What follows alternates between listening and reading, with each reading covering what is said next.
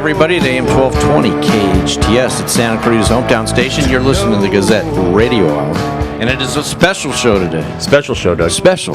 We've never had a sitting city councilman on an air. He was standing up earlier.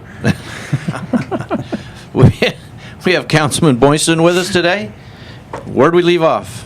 Before the break, you were going to tell us why. What were you going to tell us? It was a cliffhanger. We got distracted talking about what the cliffhanger was and what a great cliffhanger it was. No, why are we being, well, not why are we being held to a different standard, but why are they still concerned? I mean, it's just the crops?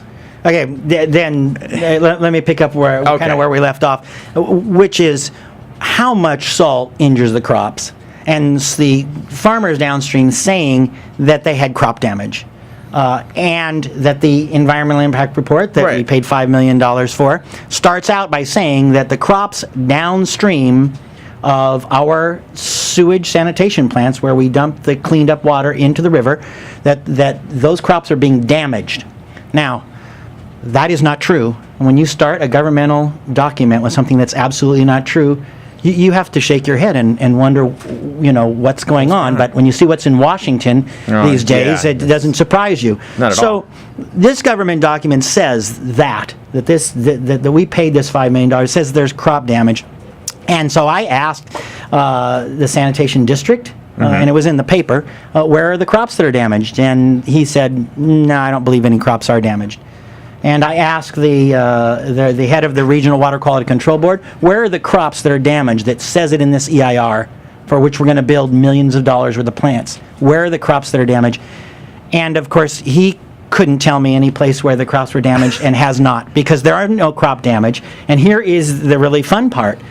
The sanitation district, who fought like heck for a number of years to stop this nonsense, said we want to do a study to find out where the crop damage is. And so they did a big study, and for those who might be watching a tape of this, I'm holding this giant study. I've read it. It's hundreds of pages. And they did what was called a literature review evaluation. They didn't go out and take avocado trees, strawberry trees, and rootstock crops and put the salt on there. And they didn't do that, actually. What they did was, they looked at other surveys that were around, some of them 50 years old. They looked at all these surveys, and they read the surveys, and they tried to figure out what in these other studies said that could be a crop damage. And guess what they found out? That there were no strawberries that were damaged at levels anything close to what we're talking about in the hundreds of milligrams. Okay. And there were no rootstock crops damaged, not at all. And yet the EIR, the $5 million EIR, starts out by saying that strawberries have been damaged Councilman, downstream. tell our listeners what EIR is. That's an environmental impact report. Okay, no, wait a minute. Okay, this is absolutely ridiculous, right? Maybe I'm missing something. Ridiculous. Let me recap. Farmers downstream, end users that we talked about, are saying there's too much salt in the water and it's damaging our crops. You need to fix it. Get rid of soft water systems, build new plants, spend all this money, get an environmental impact report, do all this stuff, and the environmental impact report comes back and says, there's no crop damage. Well, the environmental impact report says there is crop damage. There is? Okay, but the only scientific document, and this is not a study, this is just a literature review where they read a bunch of other studies. They said there is no damage to the strawberries at these levels. So what they said in the opening document is not true. So how about the rootstock crops? No damage at those numbers. Avocados? So avocados, guess what? They said as a group, we think that avocados could be damaged at these levels. Now, what are these levels, and what did this study actually say?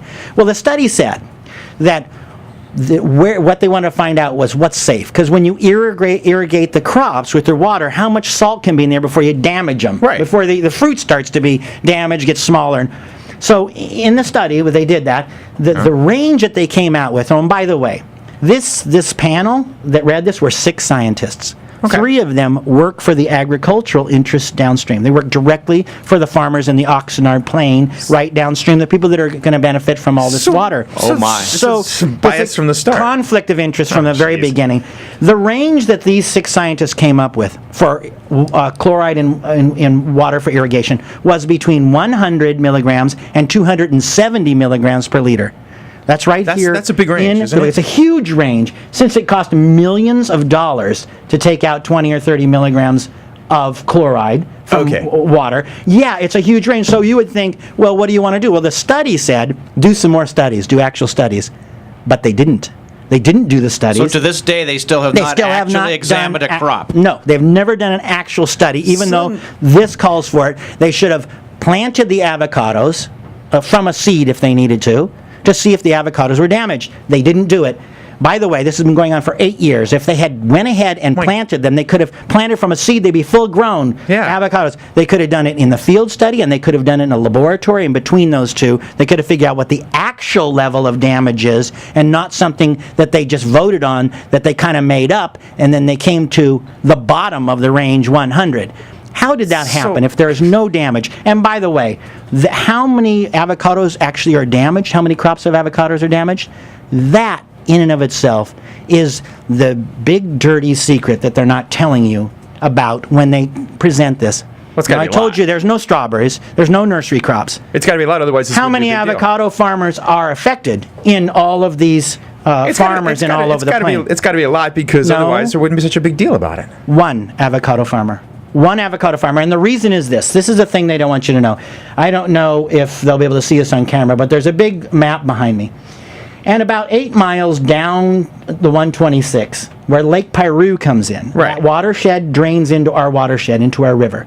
And when these two watersheds come together, the water from Lake Piru has such a low chloride content that it mixes with our water, which in this area is around 120, 130. Okay, it drops it down to 40, 50, and 60. So it's not even a measure. It's not even a measure. It's not close to 100 milligrams anywhere on the Oxnard Plain. So none of these farmers down here are affected at all by our water. Only one farmer, an avocado farmer up here. The crops are not smaller. The fruit didn't get smaller, and there's only one evidence that they gave: anecdotal evidence of and pictures of the chloride, the trees of the avocado having leaf burn. And I'll go into that. Hey, John, I think I got something else to rant about now. Yeah, we need to find out what the big deal is then. All right, everybody, you're listening to Santa Cruz Hometown Station, AM 1220. This is the Gazette Radio Hour, and we'll be right back.